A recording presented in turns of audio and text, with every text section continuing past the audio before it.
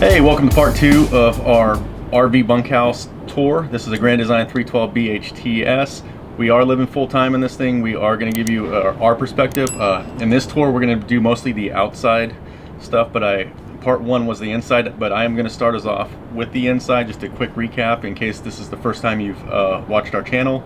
So let's come on inside and let's take a look. All right, this is going to be a quick tour of the inside. We're going to start in the bunk room, work our way forward, but pretty much 2 kids bunks. There was a couch in here. We took it out. The kids have plenty of room to play. Closet goes to right here. It's pretty deep. It also, the outside kitchen's on the other side, but it's pretty deep, plenty enough for both of our kids for their storage. Has 3 drawers down here and a little TV hole.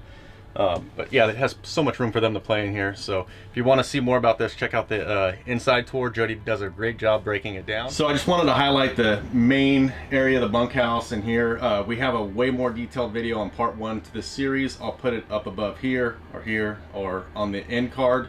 That will pop up when this video is over. You can just go ahead and click that if you haven't watched that yet. But the main thing is we have 2 opposing slides in the main living area. We have a bunk room slide that pops out, and knowing that, it will make a lot more sense when you see the outside of the rig. So that's why I wanted to highlight these. But make sure to check out part 1 if you haven't already, and if you have, thank you. And let's go ahead and move on to the outside. All right, out here is our awning. It's more of a slide topper. As you can see, the lights, and then the speakers, outdoor speaker lights, turn blue when you have the step lights on down below. The awning does do a decent job, but it's not really practical in a lot of areas, depending on how you're positioned with the sun because of the slide. But it is nice to keep water off the slide. So, and then we didn't really talk about it on the inside tour video, but these bottom windows pop out, which is great for airflow. So, as well as these side windows pop open, and from the inside, depending on where we're at, we have a pretty nice view. All right, here's our passenger side storage. We have RV locks on all of our doors. We love them. We highly recommend them, especially for full timing. Just makes it a lot easier. You punch in a code, or you can use a fob to open them, or unlock them, I should say. If you come over here, I'll show you. It's got a motion sensor light that you can turn on as well. It has a plug-in right here. We use that all the time. And then it has plenty of storage in here. That's one of the things for a travel trailer we were looking for, was something that can hold some storage. So I could fit in here, fully fit in here. Got fishing poles and stuff. Normally on travel day, we'll put our propane fire pit that we have outside in here. We'll put some chairs in here. It's usually stacked pretty full. And then once we unhook, this is our Anderson, part of our Anderson hitch setup. I pulled this off so I don't, shin check myself, but it's lightweight, pretty lightweight, and I just store it in here whenever we get to where we're going. So, boom, tools. I got more tools in the back of the truck too, but yeah. So this is the storage out here, which is just it's so much storage. It's great. So, all right. So right here, I added 2 VMAX 100 amp hour AGM batteries. I think they're Group 27, I think they call them, but 100 amp hour or 100 amp hours each, so we get 200 amp hours, but you have 100 amp hours of usable if you deplete them down to 50%. Right here's our Anderson weight distribution hitch. It's chains versus bars, which I love because it got rid of the bar bounce. We had an equalizer when we purchased the rig. It was an E2. It was only rated at 10,000 pounds. This is roughly 11,000. We can go up to 11,000 fully loaded. So We went to the Anderson weight distribution hitch. Love it. We have a link on our site. It has two 30-gallon propane tanks, plenty enough for us. Cover on this, but I can take it off real quick. So on our tongue jack, I keep it covered because underneath we have this storage right here. So right here we have a storage. Here's our plug. Keeps everything off the ground, keeps everything clean. And then I throw the bottom part for our Anderson weight distribution hitch. I just kind of wrap it up, keep it off the ground. And then we have a flagpole we set up. And if we're going to be somewhere for at least a week. All right, so don't judge me. This is our pass-through storage right here. And it's a little dirty in there. We've been on the road for a little bit and we had some weather, so I haven't had a chance to pull everything out and clean it, but I will show you real quick a quick look inside. It does have pass through. This is the smaller side. The other side's like goes full, but plenty of storage straight through. We have the Nautilus system, and all right, Nautilus system's very easy, depending on, I don't know if you guys can see it, but city water, dry camping, that's the two ones that you're going to be using the most, and that's just a matter of changing one knob. So you want to depressurize the system before you make the change, but I get a lot of people that when they see this, they get intimidated. There's no reason to get intimidated. They literally have pictures on, depending on what mode of camping you're doing, on how to set that up. You can also fill your tank. You move it to certain positions, you can fill your tank. There is a 60-gallon, I have it written on the wall here, freshwater tank.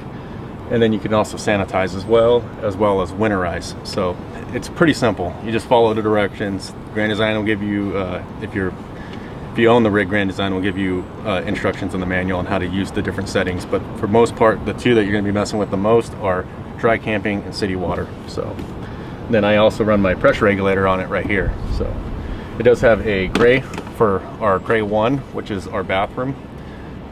I leave this one open.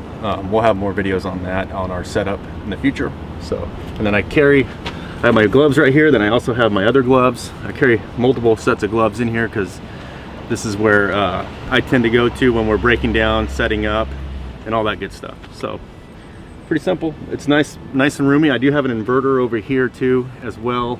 I'm going to be moving that in the near future because I have to start preparing for winter, and when this was installed, they were supposed to install it more center of the rig, but you know, I got to move it so I can get my filters and everything back in here so that they don't freeze during the winter months. So real quick tour on this side. We're gonna have plenty of other videos on this, but this is the water heater. It's really easy to get to, really easy to do maintenance on. And then our power plug-in, we have a 90-degree right here just to keep I guess tension off of the cord just being plugged in and hanging. I added that. This is our main sewer plug-in. We do it does our black tank and our 2 gray tanks right here. And our rear hose plugs into our outdoor kitchen. So depending on, some people just let it go out to the ground because it's just gray water. I plugged mine in because we have full hookups here. And we'll have a lot more on all of this in the future, but just a quick little overview. Oh yeah, here's the furnace. Ours is about to get worked on here soon. So another cool thing is the 2 slides on this side. We normally will open that rear slide first, and if that one clears and nothing's obstructing between here and the wall, we know this one's going to clear. But because we have this slide on this side and we have another slide on the other side, they oppose each other. That's what gives us so much room in our kitchen living room area. So something we absolutely enjoy and love. So let's go check out the outdoor kitchen now. Welcome to my favorite part, the outdoor kitchen. Now, why is it my favorite part? Well, we have a beverage fridge that also doubles as a extra storage overflow for our main fridge. I mean, it's pretty good size. We need to restock, but we use it for drive days as well, to put our lunches, waters, or anything else that we might need for like a long drive day. We'll keep them in here so we don't have to pop our slides out on a long drive day. We can just pop this door open, or sometimes this door just pops open on its own going down the road. Ask us how we know. Well, because it happened to us in South Dakota. But that's beside the point. Just always double check that you latch your doors. So we have a you know, pretty good size outdoor kitchen, plenty of storage in here. It's a little messy right now, but plenty of storage. I am going to be remodeling this. It does have storage right here. These drawers never really locked very well for me. This is a stovetop. I don't think we've used it maybe one time, and it has a little plug for our propane down here. Talk a little bit more about that later, but it also has a sink that has outdoor sink that we use often, and we have some lights. I didn't know it had these two lights. I actually was sitting here wondering how to turn that on for the longest time. I never saw the switch because the rear elevation at our house before we left was a lot higher, so I was standing higher, so I never saw that. So there is a little switch down here if you are looking at this model. Paper towel holder, got some stuff up here, and then I store all the barbecue accessories up on this wall, and I take them down when we travel. But another thing that note with this outdoor kitchen, it is cool. It's been great for, you know, food prep outside and doing all that good stuff, but this does go into the bunk room, and it can be drafty, so that's something I'm going to work on in the upcoming weeks before it gets too cold out. And I also put my WeBoost antenna out here, so it's like the main module, I guess, whatever you want to call it, for the WeBoost, but it does put out some heat, so I stored mine out here, so it actually kind of helps with the ambient temperature inside here. So I think that made a huge difference for the kids. I mean, it's not that hot, but it's enough to change the temperature over time, so that's where I mounted mine. So this is the outdoor kitchen. If you find us at a campground, you'll probably find me hanging out up in this area in the evenings. Stop by and say hi. So back here we have our propane. We have it currently hooked up to our barbecue straight from, I did a modification on our Weber grill. We'll do a video on that later. But so we don't have to carry an extra tank around. We can just plug it straight in, and it goes off of the two 30-pound tanks on the nose. These are stabilizer jacks. There's a set on the front and set on the back. They're not made to lift the trailer. They're just made to stabilize. So electric. They do have manual crank as well for backup, but so far so good with those, and they work pretty good.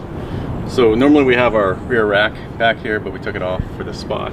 We carry our tote right here on the ladder rack. I did add a Furrion backup camera.